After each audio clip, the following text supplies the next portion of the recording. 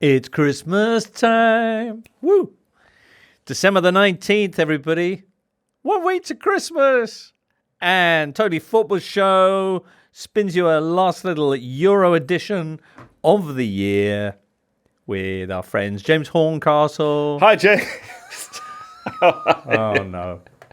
Oh, no. There's Christmas feeling and they're just plain being silly. Let's not cross the line. Let's have some respect for the listener. How old is he now? Listener. I don't know. Well, he's 40. No, not yet. Not yet. Oh. Soon. And he still does like childish things. Childish things. Let's put away I'm only good at things. being young. So, Alvaro Romeo is with us. Hello, Alvaro. Hola, James. Hola. Alvaro's in Bilbao, everybody. okay. Wow, that's the place Back to be. home. Yeah. Eating his mum's food and everything. Yeah, watching some of the finest football scene this season. Yeah. Jules, you're here. Hello, I'm here. You're here. On time. Okay. And Rafa's not. But he's there anyway, aren't you, Rafa? Hello, James and everyone. Good. Raf from an undisclosed location. Undisclosed location. His lair somewhere. It's a bunker. Yeah. Bunker. All right. Sounds good, though. Top acoustics. Frohe Weihnachten. Hey, Raf. Frohe Weihnachten, James. Yes. Weihnachten. Very, very close. Again. Okay. But anyway, Merry Christmas to everybody. Joyeux Noël. Feliz Navidad. How do you say that in Basque, Alvaro? Oh? Eguberrion. Oh, that's good. Yeah, I love the Basque language. All right. There's that song, isn't there? Eguberrion. There probably is. There probably is a Basque version of that song. Is there? Anyway, we're not here to talk about that. I'm so sorry, listener. Thank you for your patience. We've got lots to talk about today. I know we're all excited about the Champions League and various UEFA draws that happened on Monday. But perhaps we should start with a moment of the week. What do you think, Jules? Okay, Friday night, yeah. Stonewise, who is doing an amazing job at Lyon. Right. Smash and grab at Monaco. Just for people who don't speak Julien, that's Pierre Sage. Pierre Sage. Yeah. Or Stonewise in okay. Proper translation mode. Until he goes on a losing run, in which case he'll be that French guy or whatever. Exactly. Yeah. But for now, Pierre Sage is doing great. So Stonewise kind of masterminding this win for Lyon away at Monaco, where it's very difficult to go and win this season. In the 85th minute, they only shot on target. And Ainsley Maitland-Niles, remember him? Oh, yeah. With the assist for Jeffinho on his first touch. So great win for Lyon. That you're right. That's probably a better moment of the week. Great. I love Jeffinho. Yeah. Because that's classic kind of put your name into a Brazilian player name app. Yeah. I'm Jeffinho. You're Jamesinho. It's like, exactly. Jimboinho or Jimbao. Jimbao. From Sao Paulo. Yeah. Well done to excellent. All right, great stuff. James, your moment of the week. Probably the Bologna win against Roma, because Bologna into the top four and continue to put this incredible streak together under Thiago Motta. And Jose kind of making a plea for the owners of Roma to let him stay so that he can develop the kids from the academy and work within the very strict financial fair play parameters of the club.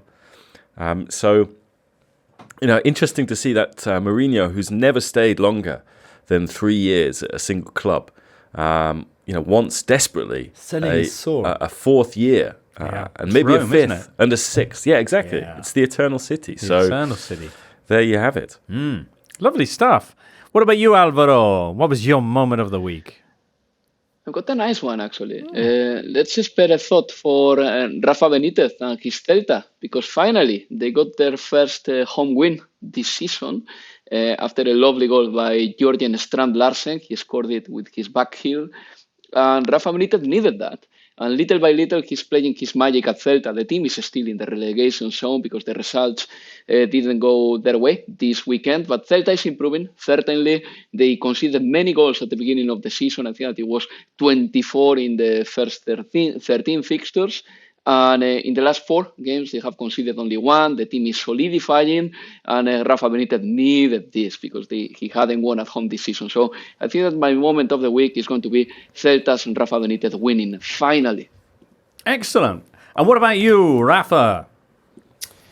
Well, talking of the Eternal City, my moment of the week was Bayern drawing Lazio and knowing that I'd be reunited with James Horncastle. Are we allowed to say that though? Yeah, why not? Okay. Going to Rome Yeah. and Munich, hopefully, James. Oh, nice. Yeah. I don't know if you've been told or not. So that's really made my week, made my next 2 months, really. Good Lord. But on a less personal note, Oh, I think Florian Wirtz's goal for Leverkusen was so beautiful. Lovely. Again, that we should mention it. It was a Cucchiaio, Nice. but from a pretty much high running pace. You know, he didn't really slow down that much, but it was all just one move. Gorgeous goal if you get a chance to watch it on the highlights. Leverkusen winning again to keep that 4 points gap at the top with Bayern, who have 1 game in hand.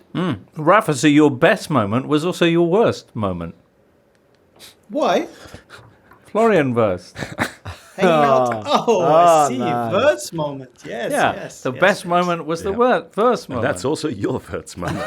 so far. That's not James's Wirtz moment by a long stretch. All right. Let's talk about that Champions League last 16 draw, but first some important music. They've done the draw for the last 16. Were you whelmed, underwhelmed, overwhelmed by it? What did you feel? I thought there was quite a lot of diversity in this group, even though you see it as like the same lot of clubs, with the exception of like Real Sociedad. I was expecting Inter to get Man City, and they didn't. I was expecting. I was expecting one of the Italian teams to get Real Madrid. They didn't. They avoided them. So it feels like it's quite evenly matched throughout this round of 16, which is good. Well, the 8 games are Porto against Arsenal, Napoli against Barcelona, PSG, Jules, against Real Sociedad, Inter against Atletico Madrid, PSV Dortmund, Lazio Bayern, that'll be close, Copenhagen Man City, probably also, and Leipzig Real Madrid. Alvaro, what about you? What leaps out at you? What do you think about Real Sociedad, who finished top of an awkward group, and their chances against Paris Saint-Germain? Yeah. Well, I could paraphrase Julien Laurens and his tweet today, considering Real Sociedad as not an easy draw, because I totally agree with him. I think that there is no relief for Paris playing Real Sociedad, because Real Sociedad are the best defense in the Champions League, numerically speaking, so far. Only 2 goals conceded. They top one of the most difficult groups. They are unbeaten in the competition so far. And the best thing for Real Sociedad, in my opinion, is that they cannot relax in the league, because clinching the 4th spot is going to be very difficult this season, as Girona has broken into the scene. So I think that Real Sociedad is going to stay competitive up till February, definitely. And yeah, that tie is really interesting. Of course, Paris has better footballers, especially up front. But I think that is going to be pretty interesting, really. Okay. Rafa, Lazio's clash with Bayern might not be the closest of the last 16 ties. What do you think about Leipzig's possibilities of going through against Real Madrid, who they did beat in one of the group games last year? Yeah, I'm not that optimistic about Leipzig at the moment. I think they are still a little bit adjusting to the post-Fab 4 era after losing all these amazing players. Gvardiol, Nkunku, Laimer, Soboslai. And they're a bit up and down at a pretty high level. So it's not, they don't oscillate between being terrible and super, super good. But I'm not sure they're quite at the level where they can go toe-to-toe with Real Madrid over 2 legs. I think that's going to be pretty straightforward for Madrid. Okay. I mentioned Lazio, Bayern and Copenhagen. Man City is big. Perhaps games where it's easy to pick a winner, particularly Copenhagen, who'll be, I think, taking on Man City in their first game after 2 months, because Danish League is... James, they are so good. So good. The counterattacks. On the break. Right. On the breaks, they are so strong. So strong. It's going to be tough for Micah You would not Hamilton, believe how strong they are. Oscar Bob. So, but Inter, Atletico and Napoli, Barcelona. Cool. That's cool. Yeah. Would they be the pick of the bunches? Inter, Atletico. Napoli... Yeah, very quickly. The last time Barcelona won a knockout round in the Champions League was against Napoli, and that was 3 years ago already. Okay. If they defend like they did against Valencia, Alvaro, they won't be doing much winning in that game, I'd suggest. If they play like they are playing now, they are going to find it very difficult. Yes, of course.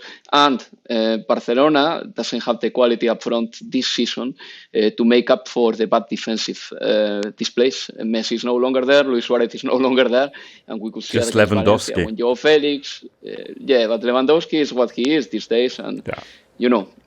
Barcelona is going to find it difficult against Napoli unless something changes dramatically in the Like course the coach, of the next 2 Alvaro. months. Could the coach change? The coach has a contract for 1.5 more years. I believe it was 2025 or 2026. I cannot remember. No, I don't think that Xabi is going to leave unless Barcelona, has a terrible run of results. But yeah, I think this is quite open. Napoli-Barcelona. I really think so. Okay. But Napoli, of course, they have changed their manager twice since they won the title. Walter Mazzarri with a big win this weekend, although admittedly against relegation strugglers Cagliari. But lovely to see Kvara and Osimhen in particular in such scintillating form. Yeah, Osimhen with one of the assists of the season, really showcasing his full kind of repertoire, just bringing the ball down. 4 defenders around him, unable to stop him picking out Kvara. And I think that's really encouraging, although, he's obviously going to go to the African Cup of Nations. Yeah. And you'd imagine that Nigeria with him up front would go quite far. He's also quite a brittle player, so he might pick up an injury. But Napoli certainly seem to be reviving at this moment in time. That might seem strange when you look at their results over the last month, but they've had a really difficult start fixture-wise under Mazzarri, playing the likes of Atalanta, Real Madrid, Juventus and Inter. So things are going to get softer now, and you can see that the team is picking up confidence. It's maybe not going to play as well as it did and hit the same heights as it did on the Spalletti, but certainly I think they'll fancy themselves against Barcelona. The thing about the AFCON and the Asian Cup is that depending on when your first leg is, so the luck for Napoli is that their first leg is on February 21st, which is enough, I think, after the final of AFCON, for example, for an Osimhen, if he played in the final, to be able to come back and play. If Japan reached the Asian Cup final on February 10th, the first leg of the PSG Real Sociedad game is the 14th. So for Kubo to have to come back, let's say Japan win it or something like that, it might be, the turnaround might be too short for Kubo to be able maybe to start against PSG. And I think there's a few clubs who maybe were waiting quite apprehensively about to find out when the date was of their game because of those two competitions. Madness.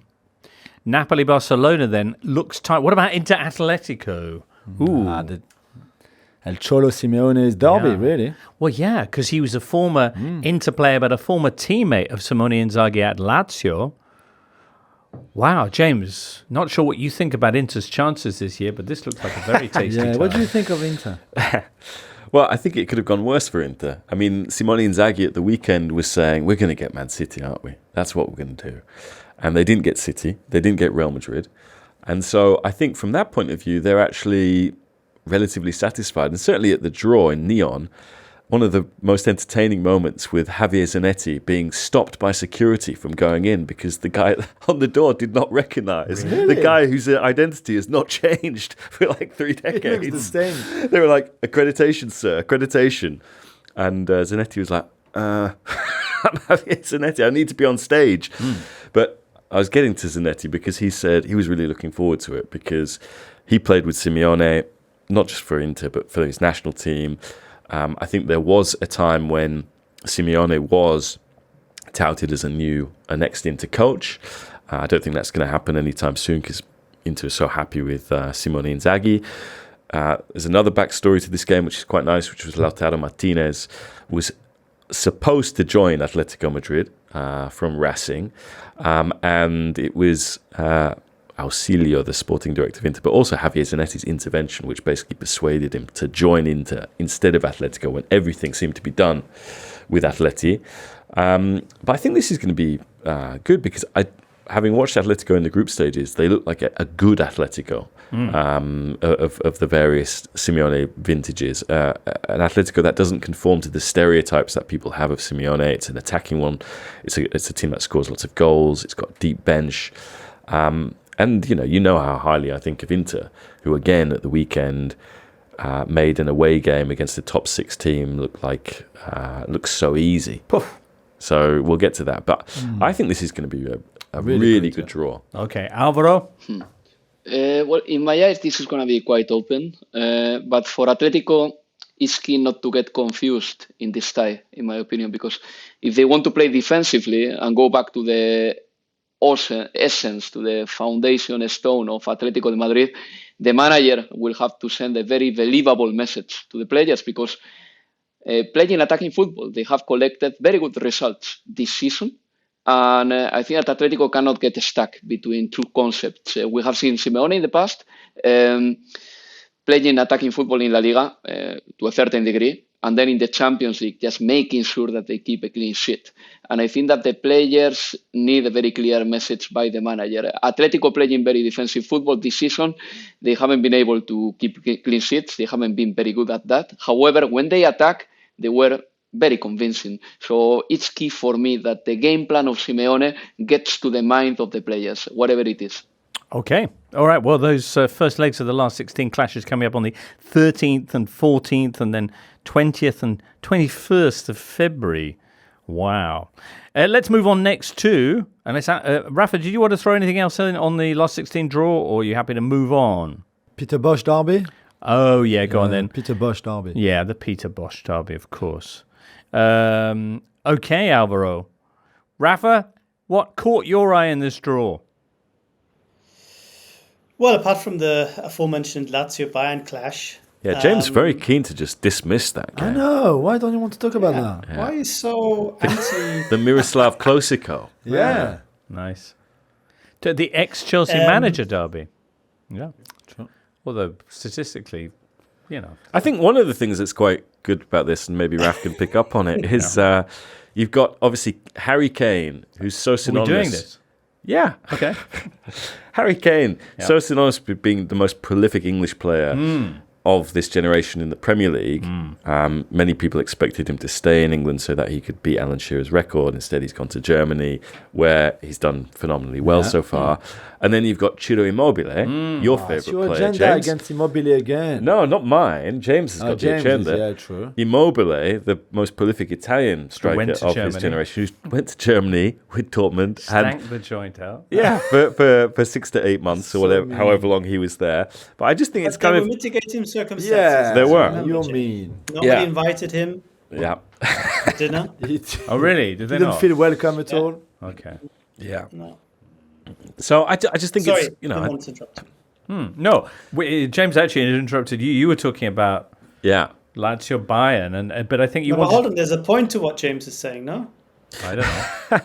No, the point is I think Immobile, while internationally he's been judged, almost like he's been defined by flopping in Germany with Dortmund. And for the national side. And Spain. Well, he was part of a national team that won the Euros. Yeah. He was the guy who led the line. Yeah, okay. I mean, he wasn't he wasn't the top scorer at the Euros, but he's got a winner's medal for his country, unlike Harry Kane. You have that, Harry.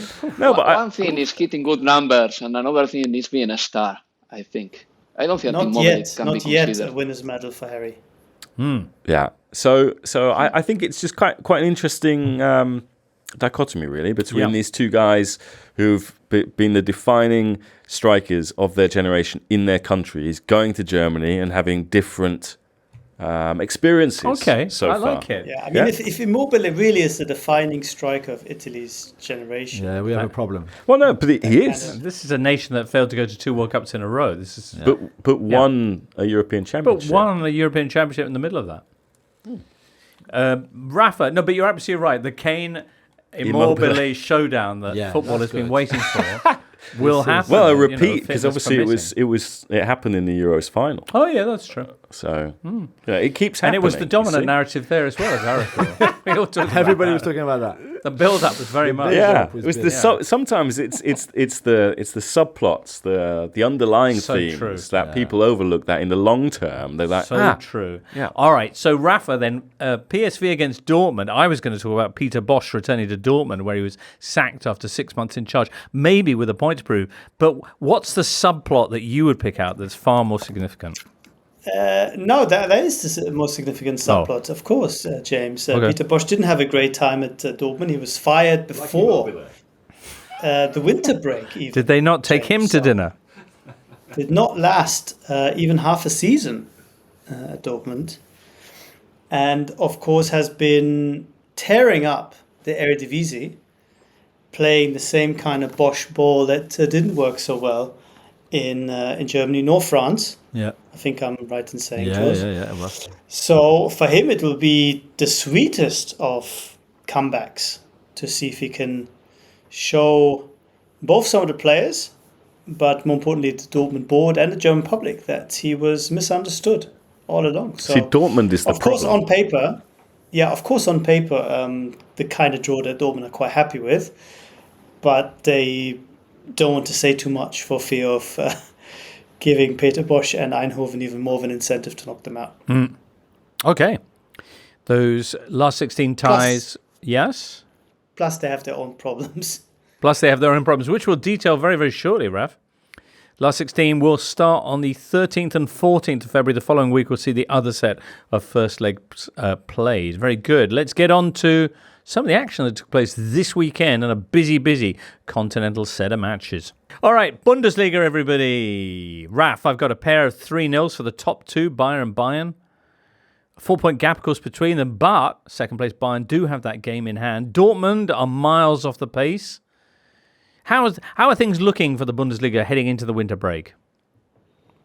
Well, we've got one round of matches to go, James. Tuesday, Wednesday, Englische Woche. So we'll know a little bit more about that after those games. But Leverkusen look as if they're not dropping any points. It was another really convincing performance against Eintracht Frankfurt.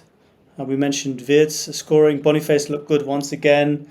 They just have that consistency, that lovely balance between defensive solidity and fluidity up front.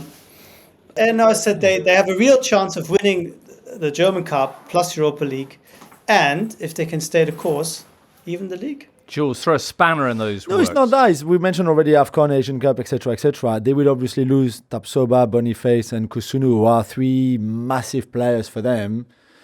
For how long that is between the beginning of January and the beginning of February, which will be another obstacle for Xabi Alonso to deal with. And it might well be okay, but it might also be losing a little bit too much for them to be able to keep that kind of momentum and rhythm and results without them three especially. For sure. Bayern, who will they be losing, Rafa, over that period? Kim, perhaps? Yeah, Mazraoui? Kim, Mazraoui, I think that's it, no? Okay. Kim, who was on the score sheet, well, almost twice this weekend in their fine 3-0 win over Stuttgart, Bayern bouncing back from the previous weekend's disaster against Frankfurt. And Harry Kane scoring early, scoring twice. He's now up to 20 goals in the Bundesliga, 20 goals in 14 matches. Is it time to just face the fact that it's easier to score goals in the Bundesliga, Rafa? I think it's easier to score goals when you play for Bayern than for Spurs. I think that's the biggest difference. Of course, Bayern are the dominant side to an extent that no side, even Manchester City, are. So perhaps you have to add a few goals that otherwise would be harder to score. I think that's a realistic assessment. But you don't tend to play for a team like Bayern unless you are a very good player. So getting into the team is very hard. Once you're there, you're almost guaranteed to pick up silverware and maybe individual accolades. But, in a way, James, that game wasn't really so much about Harry Kane. Yes, he scored 2 goals. We're kind of used to it now. But the way that Tuchel managed to put out a team without Goretzka, without Kimmich, who both were late withdrawals, and they had no midfield whatsoever. They had 19-year-old Alex Pavlovic as the sole central midfielder, and ahead of him attacking players like Musiala and Guerrero and Müller. And still, they managed to completely dominate Stuttgart. Stuttgart hardly had a shot, and this is one of the best teams in the league this year, with the likes of Girassi and Silas and Undav playing so well, and Fürich, and we saw nothing from them whatsoever. And Bayern probably played their best league game of the season, despite these big players missing. And Kim especially, or Minje as he likes to be called, had an unbelievable game at the back. And Bayern looked super dangerous from set pieces. It was the total Bayern sort of dominant performance that in years gone by we would have expected, but perhaps have been missing a little bit in the last couple of years. They were very impressive, and Stuttgart sort of just went home thinking, there's just absolutely no point playing against this side, especially if we play badly. We got no chance. And that was a big sort of slap down, which we haven't really seen with the exception of the Dortmund game. Bayern have struggled in those big games, both against Leipzig and Leverkusen. But without more of the ball than the opposition at home, do you think this is more what we're going to see in 2024? A team that is less a possession-based team, but more a transition-based team, even in their own stadium? I think it depends a bit on the opposition, Jules. Stuttgart wanted to have the ball, and Bayern were happy to give it to them. There will be games against, Bochum, Köln, whatever, who they will not really take the ball off Bayern. They'll just be happy to sit, and then Bayern have to have their own solution. And I think still, if there's one problem with this team, is that in possession, and we saw it against Man United as well, they're still not that super sharp. I would like to see a bit more combination play, a bit more sort of understanding. It still feels a little bit random at times, but at least now they have the defensive balance. And Tuchel likes his team to be a little bit further back, so that creates space for when they have the ball. So there is kind of design in that, but it doesn't work against teams who themselves are just so passive that Bayern need to have solutions in deeper possession as well. Okay. Stuttgart's defeat means that Leipzig have moved up into third spot with their 3-1 win over Hoffenheim, which featured a goal and a tearful goodbye from Emil Forsberg, Rafa. Yeah, he's trading in one Red Bull joint for another. Very emotional farewell video. I don't know if you saw it. Him in an empty stadium holding a Red Bull can, as you do. Romantic. Very was romantic. Real sort of football traditional values being addressed there. But he was an absolute key player for this RB team, going up with them through the leagues and being the one sort of continuous factor for them since moving up in 2015, which is a long time ago now. Mm-hmm. And they will miss him. I think he wanted to stay, but in the end, I think the New York adventure with a long-term contract there on offer for him proved a little bit too tempting. And I think the idea is, from what I understand, is to pay a lot more attention to the New York Red Bulls within the corporation or the family of football teams. And Forsberg is supposed to be sort of the anchorman for this new and slightly more serious team that they're trying to. In terms of RB, a kind of Ron Burgundy, sort of a kind of Ron Burgundy figure. Yeah. Exactly. Very nice. Especially when they play San Diego, James. Borussia Dortmund, one win in their last 7 Bundesliga matches, just a 1-1 draw at Augsburg this weekend. Oof, Raf. Not good. The fact that they're in this Champions League, I think, will ultimately be enough for Terzic to stay. But the discussion, the debate, the doubts just seem to intensify about him each week. And it's because Dortmund are playing badly and they're not getting the results. All the good results, all the good performances have come in the Champions League, which, of course, is a great place to show up. And they managed to win the toughest group in the Champions League, and they should get a lot of credit for that. But it's your Augsburgs, James. It's your Bochums, etc. That's where you need to show the consistency. And they're already at the point where best case scenario, they will end up the first half of the season on 32 points.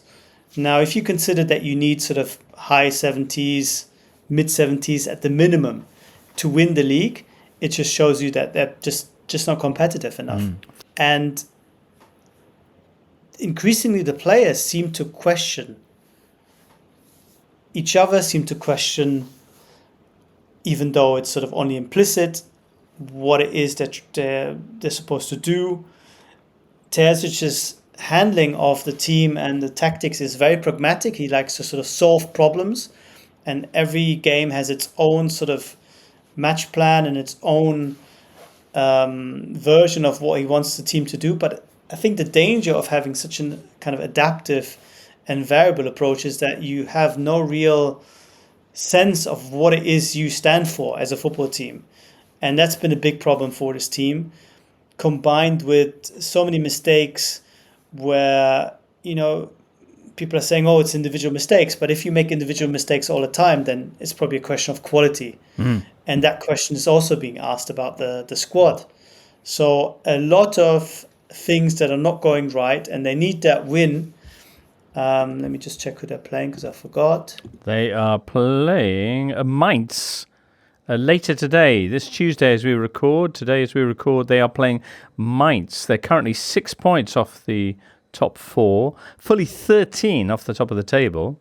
The team that ruined their title celebrations last year, Mainz, a win against them is absolutely necessary if the winter break is not going to be too fraught with all these discussions about whether they have the right manager or not. Okay, well, they're currently lying 5th, just outside the top 4 positions, the Champions League positions, or are they? Because, of course, could all be changing. 5. Looking forward to a big coefficient chat at some point in the show.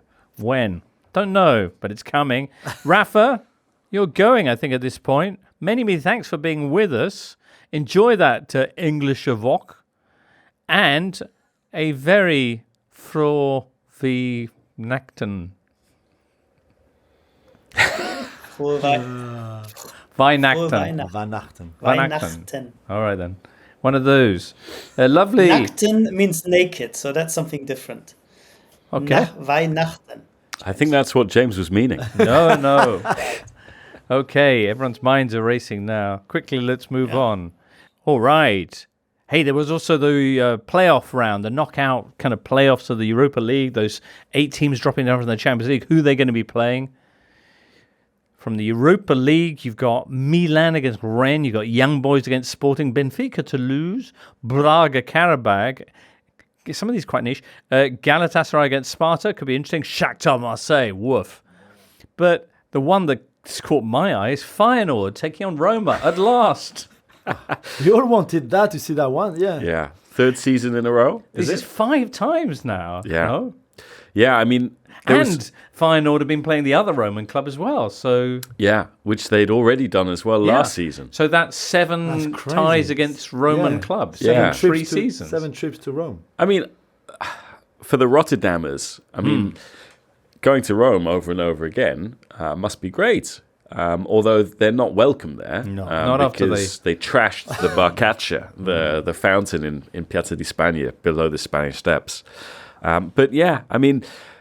Obviously, Roma beat them in the inaugural Conference League final. Nicolo Zaniolo scoring the only goal of that game. And then last time out, they knocked them out on the way to the Europa League final. And Arne Slot had been talking about how he liked Pep Guardiola's football. He liked Man City beforehand. Yeah. And then at the end of the game, they're walking down the tunnel and Jose is shouting at him, "Go watch Man City. Go watch your Pep Guardiola." So, yeah, I wonder what more content this fixture can provide us with. But maybe last season you would have said that Roma were favourite. Would it be different this season? I mean, again, there's a lot of things that can happen between now and when those games are played. Fitness is the biggest factor, I guess, of 2 key individuals. Yeah, but Feyenoord are probably the better team right now than Roma are, right? Yeah, although... Let's see if they keep all the players in winter as well. I mean, if there are no sales. Yeah. At Feyenoord. All right. One name not in the Europa League this season is Sevilla. No Sevilla. bad. They've got a new coach, though. Yeah. Another one. All right. So Alvaro, having missed out on making the Europa League last midweek and then getting beaten at home 3-0 by Getafe at the weekend, Sevilla sacked Diego Alonso, who's in charge of 12 matches and won none of them, and thus departs after quite a brief period. Who've they brought in? Quique Sánchez Flores. Yay! Quique Sánchez Flores, the nephew of La Faraona, Lola Flores, the very famous Spanish singer. Quique has been everywhere.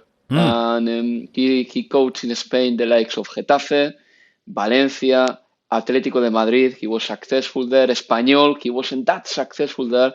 And now he's back in Spain with Sevilla.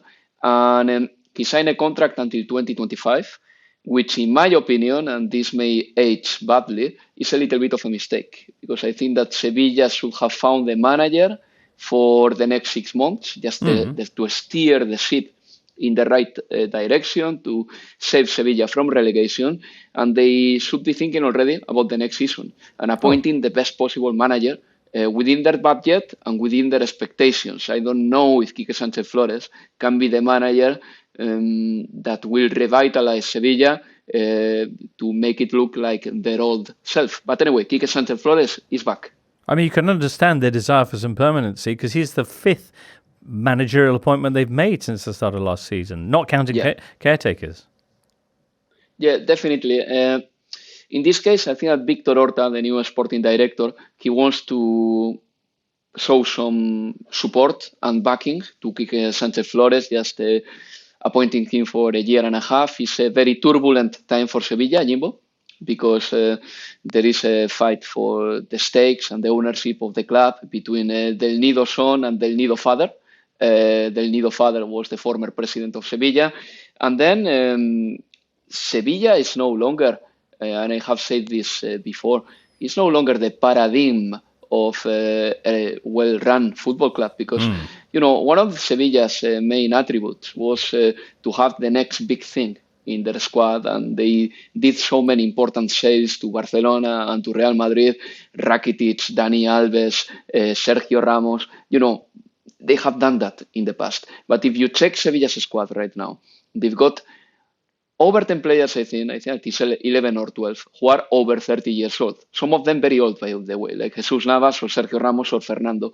And in this squad, there is no player that you can get a real capital gain for, and Sevilla's finances are not good. So the model is a little bit strange now. It's confounding because on the one hand, you don't have the players to make a capital gain from. Really, you don't have any that I can think of right now. And then the immediate results are not coming because Sevilla could send out the narrative that they have experienced players to get immediate results right now. Yes, they did get the Europa League last season, but this year they've got 13 points in La Liga. 13 points would qualify for relegation if it wasn't for Celta, who has 13 points as well, but a worse goal difference. And the sporting director, Victor Horta, doesn't seem to know exactly what to do. He appointed Diego Alonso. Diego Alonso was a failure. In fact, he stayed, in my opinion, too long at Sevilla, but Victor Horta couldn't sack him because sacking him would be the assumption of his error. And now let's see how Quique Sánchez Flores does. In my opinion, Sevilla will have to make sure that they avoid relegation. Right now, this is the main task because there is no other challenge ahead apart from the Spanish Cup. But on the basis of what we have seen, Sevilla cannot win the Cup this season. Okay, well, they've got a regional derby. They've got an all-Andalusian affair coming up on Tuesday when they visit Granada. And then they've got an extra game as well before the Christmas break because they've got that match that was held over because of bad weather against Atletico Madrid. Yeah. So we shall see how Quique Sánchez Flores gets on with those. Not a well-run club anymore, but let's talk about one that is. Let's talk about Athletic Club de Bilbao, celebrating the 125th anniversary. And how did they celebrate it this weekend, Alvaro? Well, we celebrated it in two ways. Number one, beating Atlético de Madrid with a beautiful goal from Nico Williams. In all fairness, Athletic Club Bilbao should have won this game 4 or 5-0. They hit the post twice. they had many chances. Atletico couldn't leave their own half at times. The first half should have ended already with a heavy scoreline. And then in the second half, they wrap it up. I think that Atletico couldn't cope, especially with the speed of the Williams brothers. And then the second way, Athletic Club Bilbao celebrated their 125th anniversary. After the game, a team of Porto legends played a little bit of football against a team of Athletic Club Bilbao legends, which was nice to see, I guess. But probably the most important thing was to consolidate yourself in the 5th position after beating Atletico de Madrid, beating them in style. And then after Real Sociedad drew against Betis, Athletic Club Bilbao just showed themselves in a very, very good position ahead of the next games. If it wasn't for Girona's lovely season, we will be talking about Athletic Club Bilbao as the team that is defying the odds more in Spanish football this year. Okay, 2 points off the top 4, which currently consists of Girona, who were winners again on Monday night. Who'd they beat? Alaves. 3-0, wasn't it? With a Dobbik. 3-0. Yep. With Dobbik scoring a brace. One of the goals was a penalty goal. But the best thing about Girona this time is that, every week we have something new to say about them. This time they won like a big side. Weeks ago I was talking about the ability to trigger remontadas by Girona. They were coming back in many games, which is a sign of health, a sign of belief. But this time they won like a big side, Jimbo. It's true that Alaves hasn't won away this campaign, but Girona wrapped it up in the first half, and their conversion rate was very good. I think that that was probably the thing that caught my eyes more, the fact that Girona didn't create so many chances against Alaves, and yet they won 3-0 because they got very good strikers, they believe on what they are doing, and the situation is perfect for them. I mean, it's the story of the season. They've got 44 points. They got a projection of 50 in the first half of the season. They haven't lost since September. They are leaders in La Liga. There is no difference between Girona away and Girona at home. They got the best tally of La Liga away from home, which is really good as well and a sign of self-confidence. And on top of that, they are 9 points better off than Barcelona, which is, for their ego, is fantastic as well. I mean, they are the best team in the region right now. And Girona is not profiting from the fact that the big guns are having a bad season.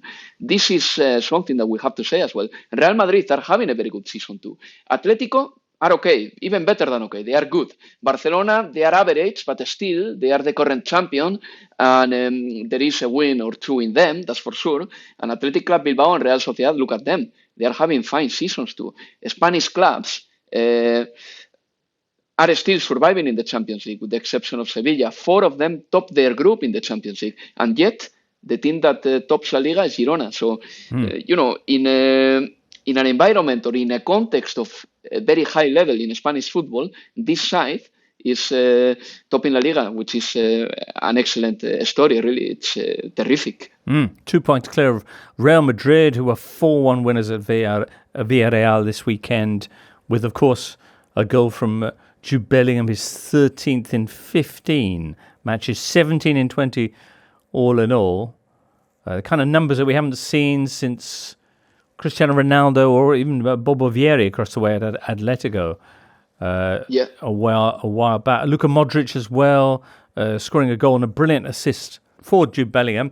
The bad news for Real, though, coming with what looks like a really serious injury for David Alaba. Yeah, Real Madrid has been really unlucky this season. I mean, now it's David Alaba. In August, it was Thibaut Courtois and Eder Militao. So they are losing defenders. They lost their goalkeeper. David Alaba is going to be out for the remainder of the season. Carlo Ancelotti confirmed that as well in the press conference after the game against Villarreal. And probably the biggest fortitude of Real Madrid is the fact that despite the injuries, because it's not only the bone injuries or the tendon injuries they have had, also the muscular injuries, because Tchouaméni, Camavinga, Vinicius, and many more have been out for 1 month, 2 months, and Real Madrid has stayed competitive. The Alaba's absence is going to be difficult to replace. maybe Real Madrid will go to the market and check their options in there. There is another option, which is bringing to Ferland Mendy as well to the center of the defense, even though that could be a little bit risky, in my opinion. But right now, as it stands, Real Madrid has only 2 healthy center backs, which are Nacho and Rudiger. So, it's going to be tricky for Real Madrid. And at the same time, they are working very well collectively. It's very impressive that they have gotten 18 points in the Champions League with so many players in the sidelines as well. And, the only question for me now is to see whether Real Madrid will keep the intensity week in, week out, just having 2 healthy centre-backs. All right, a big question that. Barcelona, as you mentioned, dropping further back, they only managed to 1-1 draw at Valencia this weekend. You got a midweek round coming up and then off till the start of January. Alvaro, holidays. Yeah, holidays, and La Liga stops. Then it's coming at the beginning of January. Sorry, it's coming back, and it could be the case that Girona will be topping the table in Christmas because they are playing against Betis the next game. I know that Betis are having a fine season, even though at home they lost against Glasgow Rangers the other day, and that didn't look good at all. But if Girona gets a win against Betis, which is something that looks possible to me, likely to me, that will happen on Thursday. If it happens, Girona will top the table by Christmas, which is incredible. And by the way, before I go, what a year for Spanish managers, Jimbo, because Xabi Alonso topping the Bundesliga, Mikel Arteta topping the Premier League, Luis Enrique topping French football, and Míchel topping Spanish football. That's incredible. Wow. 4 Spanish managers are there, topping the big leagues. Amazing. A very Feliz Navidad. And what was the Basque version again? Eguberrión. Alvaro, magnificent stuff. A very Eguberrión to you and yours. And we look forward to catching up with you when the European Football Show returns after Christmas. Okay, Happy New Year, guys. Take care. Thank you, Alvaro.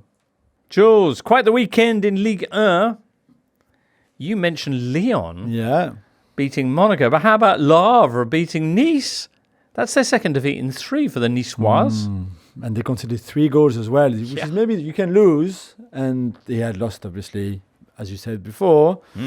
But to concede 3, so now in the last 3 games, I think they've conceded more than in the first 13 in the table, which is maybe also shows that it's just not sustainable to try to go into games. And Farioli has done an amazing job, but I think there was a point where they were just too focused on let's just defend, let's just be solid, not concede, because eventually you could fall against a team like Le Havre who scored early, for example, who get a bit lucky, of course, and it's not really your day. And then in the end, it's a bit of an embarrassing defeat. So I'm sure they're going to learn a lot from it. And him himself, Farioli, still so young. I think there's still a lot of things to learn too, but it doesn't change the fact that he's having an amazing season and his team as well. But yeah, that was Saturday as well. So we had the Friday Lyon win away at Monaco, which was a smash and grab, a big surprise already against the run of play. Then first game on Saturday is that heavy defeat from Nice away at Le Havre, which again, I don't think many people saw coming. So yeah, it was a perfect start for the Ligue 1 weekend. And a perfect start for Paris Saint-Germain, who even though they only drew at Lille, still extend their lead and have 5 points clear at the top of the table ahead of Nice, Monaco third, Lille themselves in 4th spot. And pick up a bit of form there under our old friend Paulo Fonseca. What about that PSG draw at Lille? It looked like they didn't really fancy it, to be fair. They were good. They were okay. They had a lot of control of that game. They scored a penalty. They had a couple of good chances too. They scored a penalty by Mbappe, who didn't celebrate, which is kind of alarming everybody because either because he's a big league fan and they were the team, or because he's just not too happy. He was not happy after the draw against Dortmund in Dortmund in the Champions League because he wanted to keep pushing to try to score the winner to top the group. And Luis Enrique and quite a lot of the players were actually very happy with the draw and the qualification because by then we knew that a draw was enough because Milan were obviously winning in Newcastle. So he was not happy with that. He's not happy by playing as a centre forward in the 4-3-3, as we've known for a long time. And the fact that he didn't celebrate his goal, which is very rare for him, even a penalty, made people tick a little bit. And we wonder if there's something bigger than just what we see, just the body language. Is he not happy with Luis Enrique? What is Luis Enrique feeling? How's their relationship? So, a lot of people talking about that right now. Because to be fair, it's been, 3 or 4 months since Mbappe has been sending out messages, spinning stuff about where his future lies in that. So, not so much lately. And yeah, it's been a while, Yeah, it's been a while. But remember after the Reims game where he scored 3 goals, Luis Enrique said, I'm not happy with him tonight. Not the goals, but I think he could have helped the team more in other ways. Right. Which was, when you just got a hat-trick and your team won, even if PSG didn't play well in that game and maybe didn't deserve to win even, was a bit surprising. So it looks like there's a bit of an underlying kind of tension, conflict. Maybe conflict is a little bit too strong, but something happening definitely between Enrique and Kylian, which is never good because, as we know, you can't really upset Kylian. So we will see now. Obviously, our last games are Wednesday. Everybody plays on the same day at the same time together. It's like a big goal show. And after that, it's a bit of a time off, and then they will play in the French Cup when they come back. So let's see what happens over Christmas and everything. But yeah, it was a weird night on Sunday because they took the lead, and just to finish, they were in control. Marco Asensio comes on, and you think, okay, if there's one player that can keep the ball, he's really good and see this game out, is him. And yet he makes the most stupid pass I've seen all season in all the leagues that we watch, to just gift the goal to Lille to make it 1-1. And it was, in a way, it was probably the fair result. Okay. But Jonathan David with the 94th minute equaliser in what could be one of his final appearances for Lille. Are we thinking about a January move there possibly? We think, although because he hasn't done well so far, and he was even on the bench again, Paulo Fonseca preferring other options like a Yasici as a false number 9. I think his stake...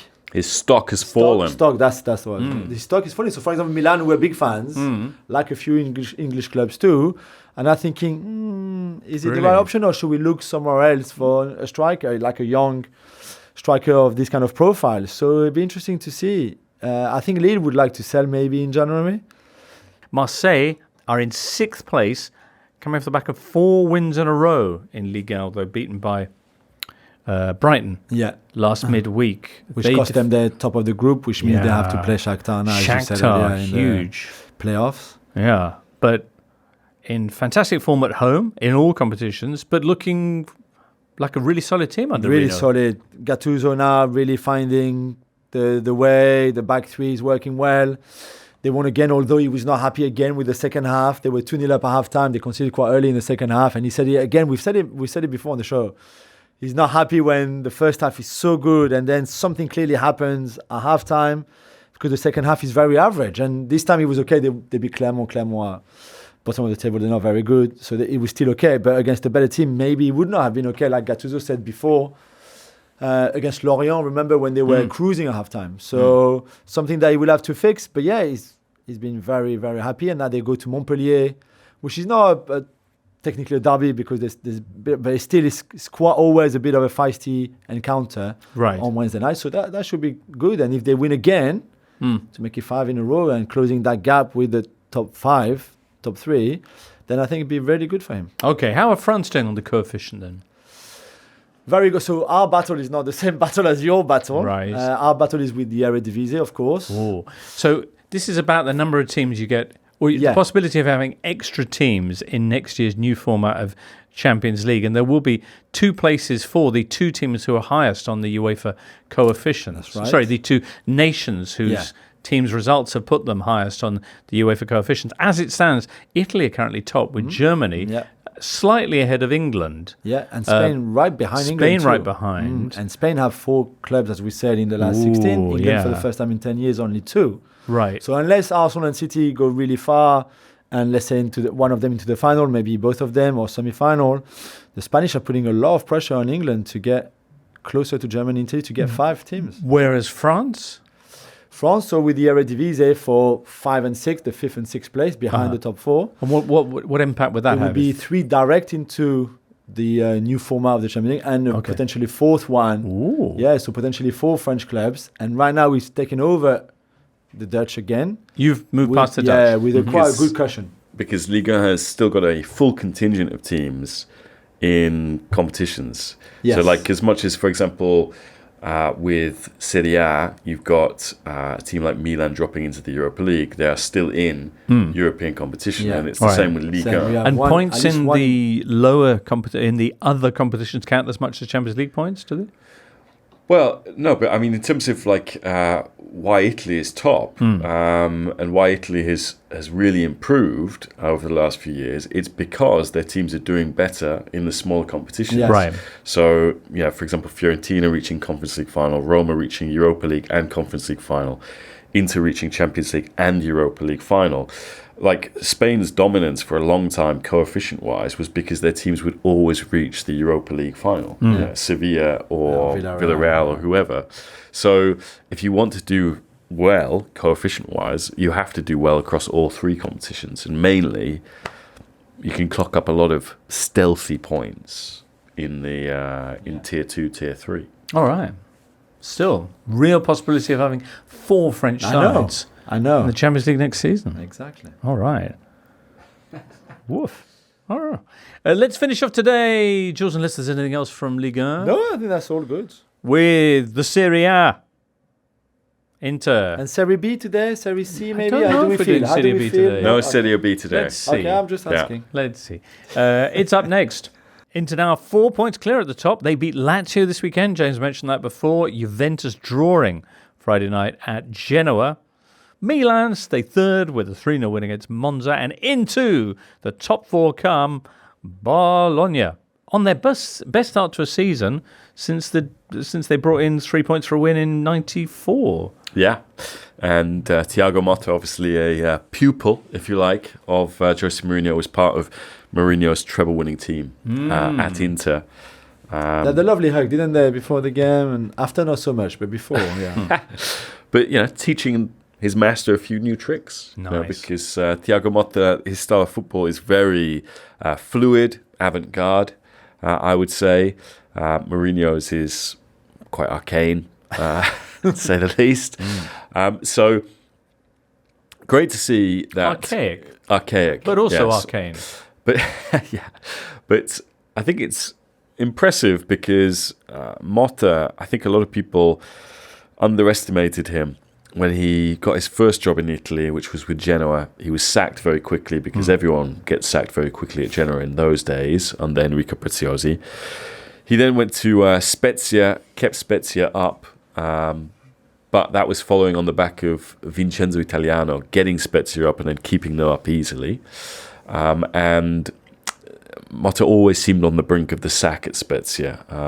He kind of would pull these kind of unlikely wins against Napoli and against Milan out of the bag. So I think people underestimated the job he did there because I think Spezia now in the relegation zone in Serie B. And then at Bologna, when he took over, a lot of people felt that Bologna had not shown Sinisa Mihajlovic enough kind of respect. Yeah. And Sinisa, it was the year anniversary this weekend of his passing. And Motta had some lovely words to say about Mihajlovic, as did Mourinho.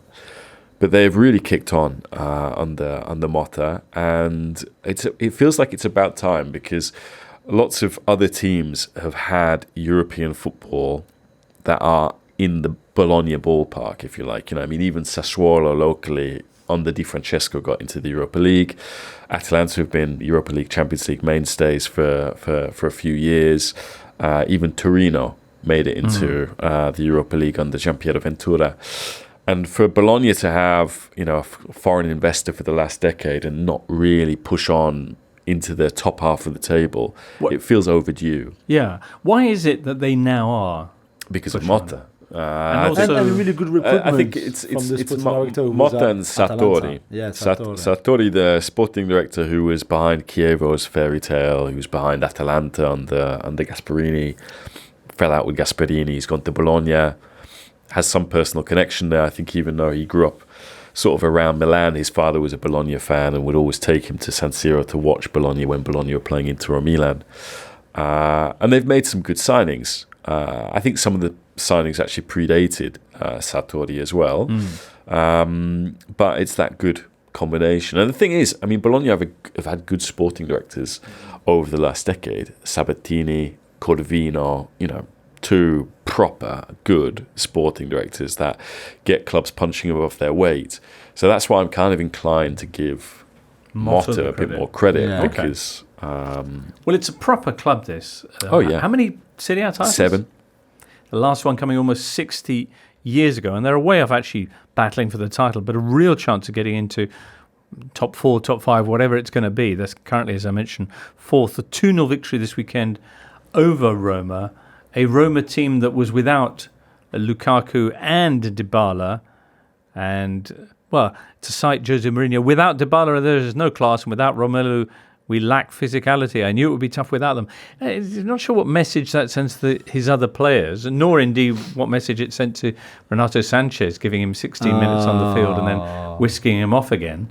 Which he then apologised for. But it's kind of like it's a little bit late to apologise for humiliating him. So he brought him on at the start of the second half and then went, no. Because he considered the second goal early on in the second half. And whilst he apologised, he went through the explanation for taking him off, which was it's just got no intensity, not just physically but mentally, which was I felt a little bit harsh. And then the other thing was, you mentioned it, James. Without Lukaku, they lack physicality. Without Dybala, they lack class. He's got Belotti, who started the season scoring goals, and there's more than 100 league goals in Serie A. So that's not a bad backup to have. El Shaarawy as well. I think the two of them have scored 178 league goals between them. So it's your job to add value as a coach. It's your job to actually value the squad depth that you have, and he has got squad depth. Even though they have had injuries, and he loves to play the kids because it's quite a populist kind of move, really, to say, look, these academy boys who used to be, asking people for autographs outside the gates of our training ground, and now they're playing for us and scoring for us. It makes him look great for the fans. But the reality is that Roma have a deep squad, as shown in their ability to go to back-to-back European finals. And they've got a really tough end to the year. I think they've got Napoli, Juventus, maybe Inter coming up. I actually think their next 4 games are against the 4 of the top 5. So Napoli, Juve, Cremonese in the Coppa Italia, then Atalanta, then Milan. Yeah, Cremonese knocked them out of the Coppa Italia last year. And so Roma have dropped to 8th before this run of fixtures.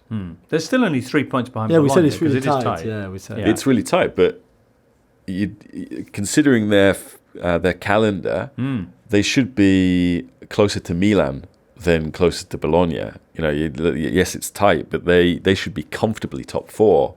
And instead, they're going into this run, which is an absolute hellish run of fixtures, and they're 8th. So we could go into the new year, and they could be 10th. They could be maybe even bottom half of the table. Wow. So interesting time for Jose to be announcing how much he wants to stay at Roma. All right. And getting no response. No response. Okay. What else should we mention? Well, have we talked enough about Victor Osimhen's assist? Because he takes the ball down. There's a couple of keepy-uppies, and then he beats this gaggle of players around him, and gets a bit lucky. Cuts the ball back through them, I think, to the oncoming Kvaratskhelia. Amazing assist, and good to see Napoli. They're looking a bit more like themselves in that 2-1 win over. Yeah, I think it's a winnable game, and they weren't spooked when Pavoletti scored. Pavoletti who keeps coming off the bench and scoring big goals for Claudio Ranieri's Cagliari. So that's encouraging, and also I think, as we mentioned, a softer run of fixtures will help them gather some momentum going into the new year and going into the AFCON and then those games against Barca. So yeah, Milan looked good as well, just as Stefano Pioli was under real pressure. Essentially by staying in Europe, albeit the competition that I think they didn't want to be in. Although they've never won it, so if they do win it, they've finished the game. Milan, do they have a chance in the Europa League? Yeah, quite possibly. yeah. In the Champions League, not so much. So Yeah, but it depends on the breaks that you get in the Champions League. Like last year, they reached the semi-final, and many people were like, "This is the worst Milan side we've ever seen." It's like, ultimately, your pathway can help you, and I mean, they've never won the Europa League because they're a club that's associated with the Champions League. That's kind of one of the reasons why. But yeah, absolutely, they can qualify for the Champions League via the league if they can finish fourth, or they Serie A gets a fifth spot, or they can finish in the Champions League by winning the Europa League. Yeah, simple. So let's see what happens there. All right, and just a word on Inter and their 2-0 victory over Maurizio Sarri's Lazio, and David Klaassen coming on for Inter. You're remarking about his hair? Is this? Wait, yeah. Yeah. Extraordinary, no? Yeah. I didn't see this. Did you not? Okay. It's not quite Rob Holding. I didn't pay attention. Oh, he got... He's got a full head of hair. I see. Okay, no. I thought he had done it before. Was it? I don't think he had. I certainly was struck by that. Yeah, I mean, this went viral. But it's if it is regrowth, it's one of the more remarkable. I'm sure that's what it is. So well done to him. It's not quite Rob Holding. Rob Holding is Rob. Yes. No. I see, but I thought it looks natural too. Yeah. It looks. Oh, could yeah. be. Did he play in Turkey at one stage? Yeah. So, but anyway, not the biggest story. The biggest story was Inter going 4 points clear, and Juventus. I mean, I always think the knee-jerk reaction on social media is Juventus. They're a club that get favours, blah blah blah. When if you go back and watch that Genoa game, you'll see that they probably should have had a penalty, and Malinowski should have been sent off. So it's. I mean, Juventus is a team that have kind of relied on keeping game tight, keeping clean sheets, and scoring a goal. It can be quite a risky strategy. Particularly if your strikers are not scoring from open play, and ultimately it caught up with them in this game. Well done to Gilardino's Genoa, who do well against the big clubs, huh? Yeah, and I mean the atmosphere at Marassi, historically has always been great, but over the last 18 months, it's been fantastic with them, sort of climbing back up at the first attempt from their relegation, and they've got quite a robust team, and some good players within it. Dragusin, for example, the centre-back who used to be at Juventus. I expect him to move to the Premier League at some stage. Gudmundsson, he's like an Icelandic Dybala. It's decent, Jimbo. Nice one.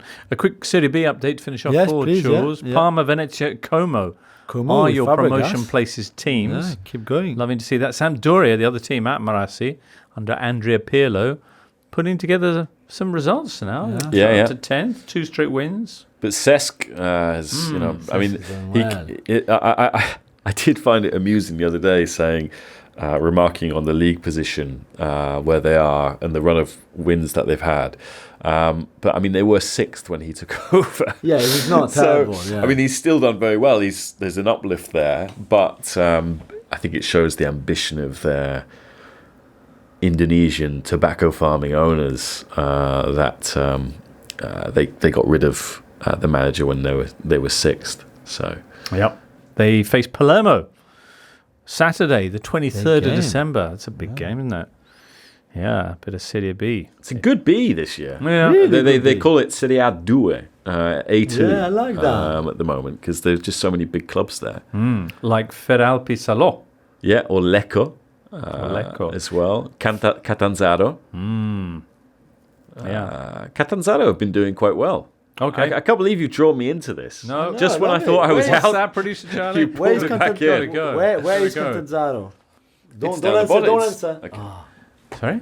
Don't answer. Where is Catanzaro? Well, I would say it's way down south, but I mean, I never went to Catanzaro. It's got to be in if not Puglia, it's got to be down that way. It's Calabria, I think. Calabria, it was Claudio Ranieri's team, and they had the player who would always score goals from corner kicks.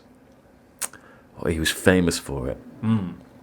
It's his pre-football Italia, Jimbo. This is like but yeah. Yeah. Where's Feral Pisalo? Where's Feral Pisano? Well, it's a place with a lot of history. It is. Yeah. The A lot of history. The Republic of Salò. Yeah. So, up in the mountains in the north. Woof. Okay. There's a Pasolini film, no? And, various other things. And various other things. Yeah. Okay. Yeah. Well, anyway, that's who Samp are facing actually on Saturday. But they're at home, not in the former Republic of Salò.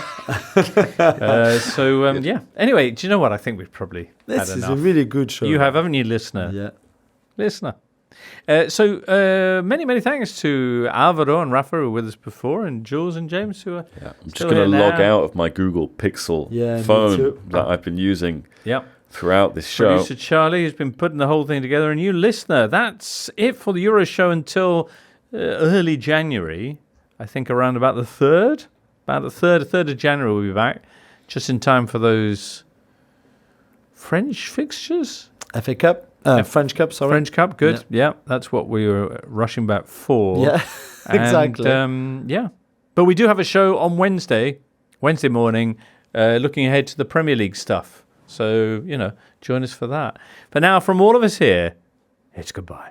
The Totally Football Show podcast is available 3 times a week, bringing you all the football news you could reasonably be expected to care about. We've got views, we've got stats, we've got analysis, we've got some of the best football writers around, and the whole thing is absolutely free. So have a listen on Spotify or Apple Podcasts or all the usual places by clicking on the link below.